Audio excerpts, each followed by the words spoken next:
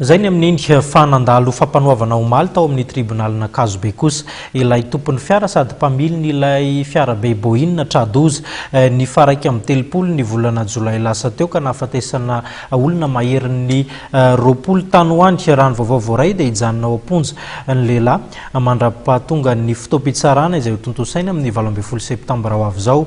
Ratsaivina moa zany dia ankizy tanora avy amin'ny fiangonana FGKM ny Soavinandrina saika hamonjy ny zaika be tao Mahajanga no niaran'ny lozam-pifamoivoizana Mahatsiravina nilaza ny manam-pahefana fa hoenjana ny sazo ho an'ireo tompon'andraikitra nahatonga ny loza miandry ny vokam-pitsarana kosa zany ny rehetra ao anatin'ity raha ity.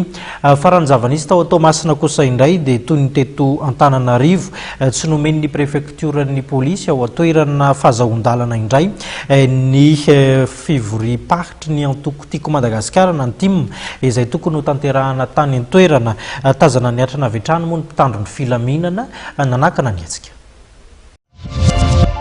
Norarany prefektioran'ny polisy ao Toamasina ny fanatonsana ny fivoriam-paritry ny antoko izay saika atao tany an-toerana. Na dia tao amin'ny magroary no saika anaovana izany dia efa voafaritry ny miaramila ny toerana ny maraina teo ka tsy tafiditra tao an-toerana ireo mpanaradia ny marika ravalimanana.